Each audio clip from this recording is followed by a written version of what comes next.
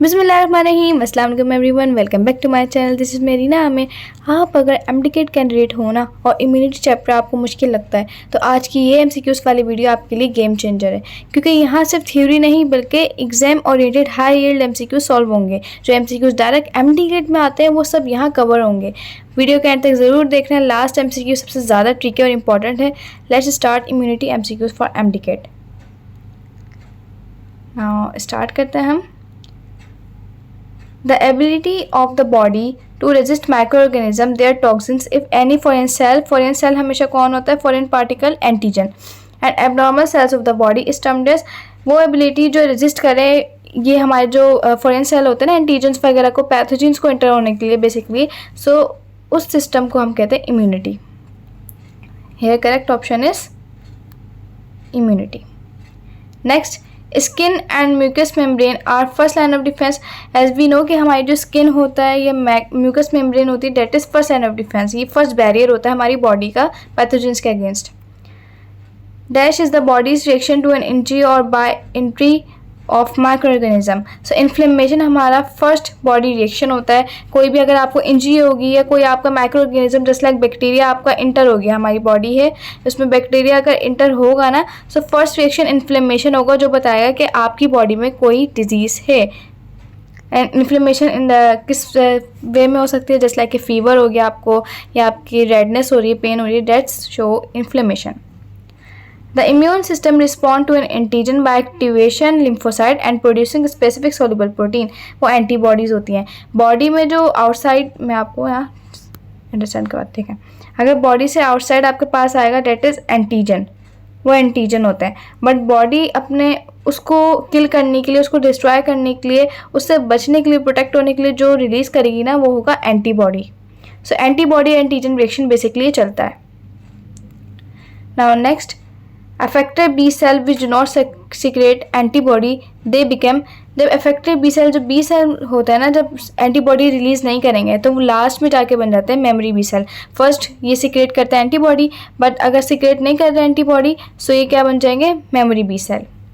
T cell recognize a combination of antibody of antigenic fragment and cell surface marker molecule called MHC जो होते हैं, इनका बल्कि यहाँ नेम भी मेंशन हुआ हुआ है, सेल्फ सरफेस मार्कर। सो MHC को ही हम कहते हैं सेल्फ सरफेस मार्कर या आइडेंटिफिकेशन कार्ड भी कहते हैं। सो यहाँ जो रिसेप्टर होता है उसका नाम है MHC। There is always a risk of dash with the same pathogen. याद रखिएगा, ट्रीटमेंट का तो रिस्क नहीं होगा, हमें दोबारा इन्फेक्शन ना हो जाए उस चीज़ का हमें रिस्क होता है कि ये पैथोजन दोबारा इंटर ना हो जाएगा। डॉक्टर्स भी कहते हैं ना यार कि रीइन्फेक्शन का जो है ना रिस्क है इसमें। हम ये नहीं कहते कि इसमें ट्रीटमेंट का रिस्क है, ट्रीटमेंट का रिस्क नहीं होता, ट्रीटमेंट करवाना पड़ता है जब रिस्क आ जाता है। Which of the following convey the long lasting immunity to an infection agent? First of all, long lasting immunity कौन कैरी करेगा? जो नेचुरल होगा ऑब्वियसली, और एक्वायर्ड एक्टिव इम्यूनिटी होगी। एक्टिव होना चाहिए इम्यूनिटी को और नेचुरली एक्वायर्ड हो, ठीक है। नेचुरली एक्वायर्ड पैसिव नहीं होनी चाहिए, एक्टिव में एनर्जी चाहिए हमें। So natural acquired active immunity इसका करेक्ट ऑप्शन होगा। लास्ट एमसीक्यू जो मैंने आपको वीडियो के स्टार्ट में किया था कि बहुत ज़्यादा important MCQ, that is B cell mature in the dash and while T cell mature in the. अब जो मेरी प्रीवियस वीडियो जिन्होंने देखी हुई है ना, लेक्चर देखा हुआ, तो इनके लिए तो ये चुटकियों में वो सॉल्व कर चुके होंगे कि इसका आंसर क्या होगा। बट जिन्होंने वीडियो नहीं देखी सो यहाँ मैं आप लोग को एक्सप्लेन करूँ कि बी सेल जो होते हैं ना बेसिकली वो मेच्योर हो या फॉर्मेशन हो, वो बोन मेरो में ही उनकी फॉर्मेशन होती है। वाइल टी सेल जो मेच्योर होते हैं वो होते हैं थायमस में। कहाँ होते हैं? थाइमस में, बेसिकली थाइमस में होते हैं। अच्छा, यहाँ अगर मैं आपसे एमसीक्यू पूछूं कि बी सेल फॉर्म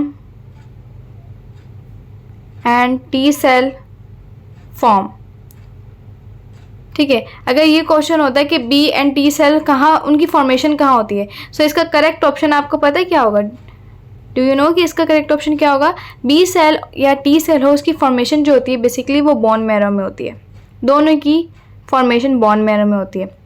बट अगर हम यहाँ मैच्योरेशन की बात करेंगे सो बी सेल तो मैच्योर बोन मैरो में, मतलब बी सेल की जो फॉर्मेशन होती है ना साथ साथ उसकी मैच्योरेशन भी जो है ना बोन मैरो में ही होती है। बट टी सेल एक ऐसा सेल है जिसकी फॉर्मेशन तो बोन मैरो में होगी बट उसकी मैच्योरेशन जो होगी ना वो होगी थाइमस में। इस तरह आप याद कर सकते हैं, wait let me show you, आप है ना इस तरह याद कर सकते हैं, वेट, जैसे बी फॉर बोन मैरो, ठीक है, एंड T फॉर थाइमस।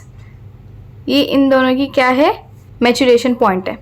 और इन दोनों में क्या कॉमन पॉइंट है कि ये दोनों ही बोन मैरो में फॉर्मेशन करते हैं। इस तरह आप लोग रिमेंबर कर सकते हैं। सो आज का लेक्चर यहीं तक था। नेक्स्ट वीडियो इंशाल्लाह हमारी होम्योस्टेसिस पे होने वाली है, और आई होप आप लोगों को सब समझ आ गया। और ये जो MCQs मैंने आपको शो किए हैं ना, ये कुछ ही MCQs है, बस आपको इसको अपने माइंड में कॉन्सेप्ट के साथ फिक्स करनी है। ये नहीं कि रट्टा नहीं लगाने का कह रही मैं, आपको मैंने कॉन्सेप्ट बता दिए, बस आपको कॉन्सेप्ट याद रखना है। इंशाल्लाह यही MCQs आएंगे आपके पास इम्यून सिस्टम से। सो अपने प्यारे का बहुत सारा ख्याल रखना, मुझे अपनी दुआओं में याद रखना, लाइक शेयर सब्सक्राइब भी कर देना, एंड मेरे लिए भी दुआएं करना। सो अल्लाह हाफिज़।